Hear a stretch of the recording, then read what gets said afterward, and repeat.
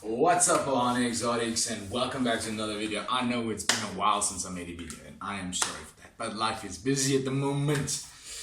So, what is on today's agenda? Well, the whole reason why I clicked on this video is to see how we add the microphones to the enclosures, which are the isopods and springtails, and why we'll be adding the microphones to the enclosures.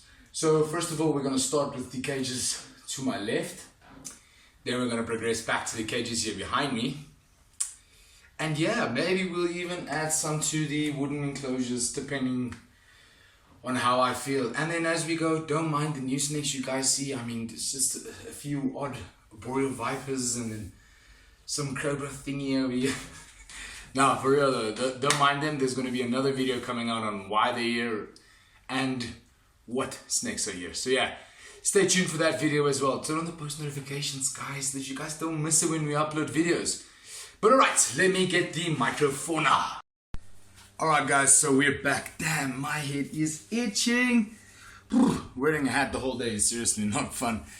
Alright, so these are a bunch of the new snakes, so we're not going to be bothered about them.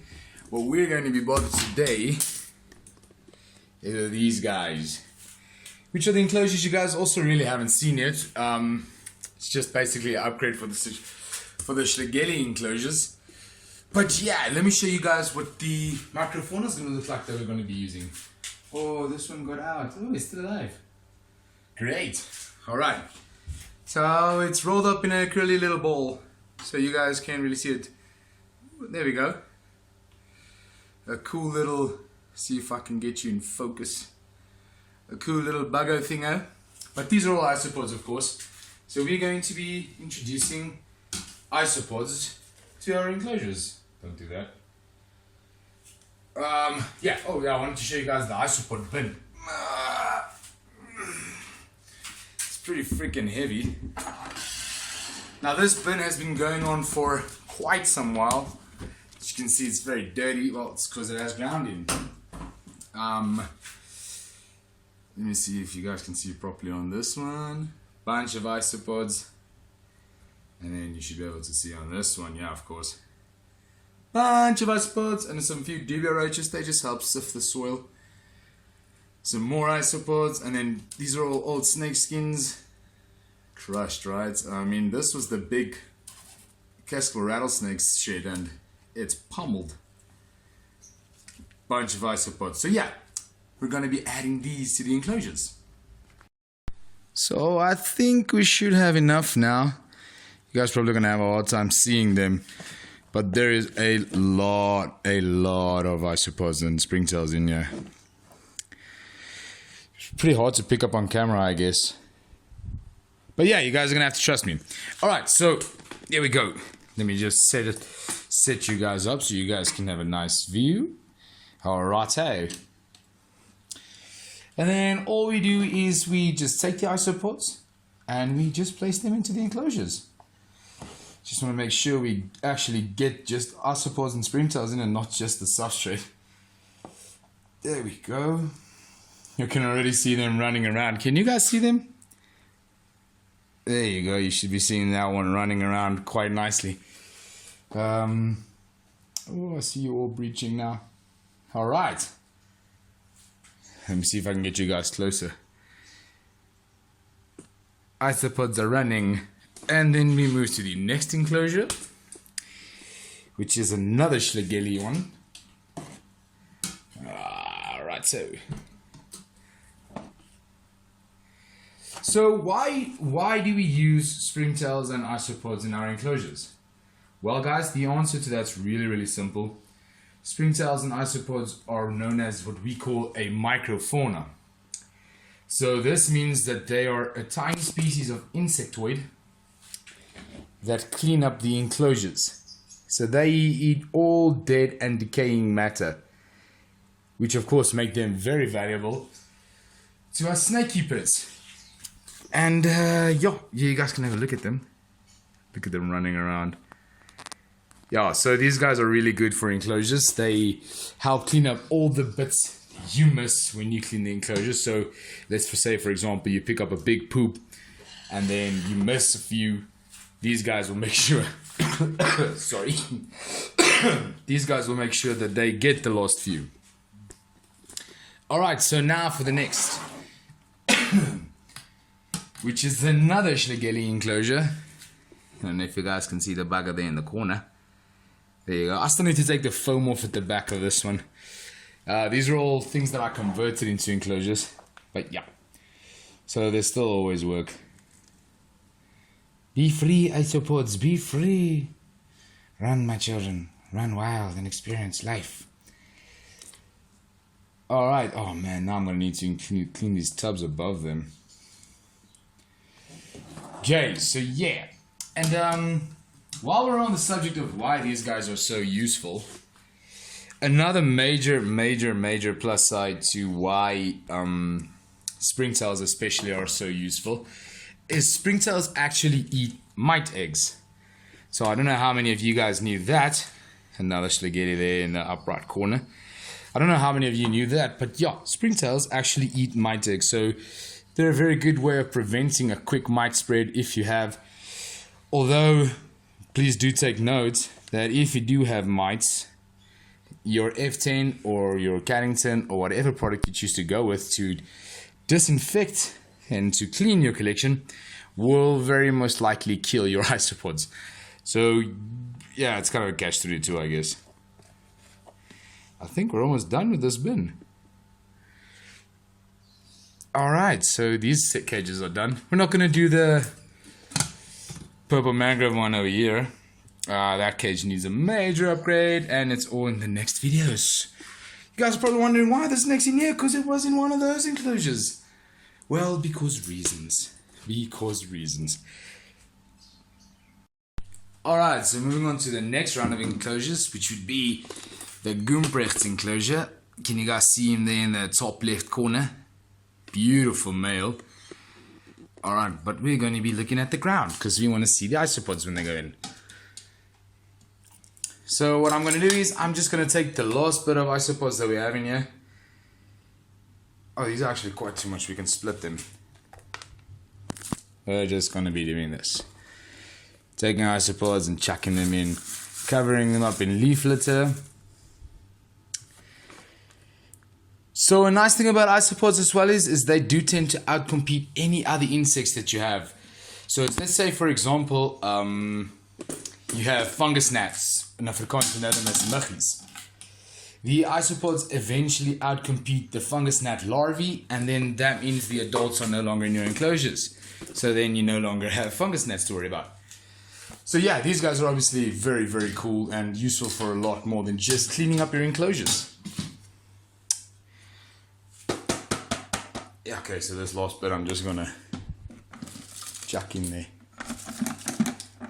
Ah, spilled on the ground. And there we go. So that's the first batch of isopods. Now we're gonna have to go catch some more. So yeah, I underestimated the amount I caught. I thought it was going to be enough. So give me 5 minutes. Let me catch up more out of the cash tubs. Alright, here you guys go. So our next Tabawaba is ready. So I want to ask you guys something, right? So what do you think we should call the microfauna bin? I'm thinking we should call it the plumbers or the housekeepers. I think let's do a vote. I'm going to put a vote up. It's going to be in one of the corners. So just check that out and then you guys pop a vote to me and then let's decide what we're going to call these buggers. The plumbers or the housekeepers? Yeah, let's see then. Okay, so now that we are done with the Gumprecht, we move over to the bush viper. And look, he's no longer a freaking corn snake. He's actually using his ledges, which I'm very happy about. Now I want to be careful with this because they're very fast and you're not actually supposed to be putting your hands in your enclosures with venomous snakes in. So yeah, please do remember this, guys. Don't do what I do. Learn from what I do, but don't do what I do. Do what I say, don't do what I do. I think that's the right way to say it. Alright, so now we're moving to the big bad. Can you guys see him? He's right there in the left corner. The little Protobothrops cornutus. Super cool snake, super worthy of every freaking cent I spent on him. I'm very, very happy with him. And now he shall have some microfauna. Here you go, dude. Enjoy the microfauna. Don't look at me like that. You need these guys. They clean up your poop. And you poop a lot. Alright, so that's a bunch of microfauna done into his enclosure. Actually, he's pretty much unsexed. I did arrange with a very good and very clever hobbyist to help me out and sex that bad boy. So that's going to be another video soon coming. And then, yes, so we move on. Sorry guys, I'm still figuring out how the whole tripod shebang works. It's quite a story to get used to. Alright, so here we have the purple people eater, which really would eat a person if she gets the chance. I'm 100% sure of it. So we're gonna work very quickly here. See that, how her mouth already opens? Of course she's already waiting for me. We're just gonna pop it, and I think that's gonna be enough for her enclosure. I like my fingers and I intend to keep them. So yeah, now we move over to the bigger enclosures, which are the ones here above. Not that much bigger. We just have the let me just quickly close this one up. You guys see, I'm closing. Where's the lock? Here's the lock. Alright. So we move over to the bigger enclosures, which are these ones. I especially want to add microfauna into this one because when we did the build, I think I forgot to add microfauna into his enclosure. So yeah, I'm going to be adding some microfauna to his enclosure. Bear with me quickly here, guys. I'm going to try to set you up into a lacquer position so you guys can see why I specifically want microfauna in this enclosure. And then obviously you guys will be able to see how great the microfauna works when it's in this enclosure. So, one more time lower. This is going to be a pretty long video by the looks of it. Jeez, I'm sorry guys. I know I'm shaking you around so much for all the watching in car peeps. I apologize. I hope you don't get car sick or anything like that. Alright, so we should... Wait, maybe I should first open this up for you guys, so you guys can see what's happening in here. One side done. Alright, now for the next side. Alright, so if you guys look very, very closely, especially here on the left side. Wow, the camera's hardly picking them up, which I guess is good. Alright, well, the camera's not picking them up, but there's a bunch of fungus gnats in here, and I am obviously very, very unhappy with them. Can you guys see the male, by the way? There's a female and a male in this enclosure, right? Okay, so that's the enclosure. Can you guys see the female? Oh, the male. The female is up there in the left corner, right over there. Down in the comments, I'll give you 5 seconds to tell me where you see the male. 1, 2, 3, 4, 5. I guarantee some of you missed it. It's right over there. Can you guys see him? He's gonna be a daddy. I saw him locking up with a female, so I'm obviously very optimistic for him to be a daddy. And now to add some microfauna to these guys. We still have quite a large and substantial amount of both isopods and springtails left in this tub, so I think what I'm gonna do is I'm just gonna tip the tub inside. Now, oh, of course, this is a very nice thing about the microfaunas, is that soil that you keep them in. Oh my lord, you have quite the fruitful soil. So they break down any decaying matter and obviously poop back nutrients into the soil. So that being said, if you keep them into soil, you are creating yourself one heck of a fruitful soil. Sorry guys, I'm just trying to find some more isopods, but I don't want to chuck some more soil out of this bin. I already made a massive dent in it. Quite a few dents actually. And yeah, so I just want to grab a few more buggos. Alright, so we'll use this piece. I think I'm actually just going to put this piece in here. Have all those isopods escape out from it. Yeah, I think we're going to use this piece. Let me just make sure there's a lot of isopods on here. Yeah, there should be enough, I suppose, for sure. Alright, so yeah, we're going to use this piece. and you guys missed it all. I am sorry. So what I did was I just took this piece of wood. It's got a few isopods. Well, had a few isopods on. They're all probably off now. But they're all inside of here now. So the idea with this is to have the microfauna boom and then totally destroy the bloody fungus gnat plague. So yeah, that's going to be awesome. Oh, and before you guys start worrying or anything, fungus gnats are actually a harmless bug. They're called a neutral bug. They don't do anything as adults that's harmful. They also don't do anything as larvae that's bad. As larvae, they actually serve as a microfauna. I just really don't like the look of them in my enclosures. So yeah, okay, we're going to be moving on to the Habu enclosures. Alright, and we start with the Habu enclosures. These guys should go pretty quick. I'm going to do what I did with the white lip. I'm realizing now that this video has started getting quite the hefty long video, and I don't want to waste all of you guys' data. I'm going to have to come back to these tubs, because I'm thinking that all these are supposed to just freaking win and hit into the soil. Alright, so on the next video, I guess you guys will be seeing me add more isopods to these guys. So yeah, we'll do that as part of the big reveal when I show you guys all the new snakes that's here, and then also why all of the new snakes are here. So yeah, all I have to do now is quickly mist these enclosures, and then we are just about done with what has to happen today. So enjoy this video of me misting. It's going to be a few close-ups of the snakes, a little montage, so enjoy, peeps.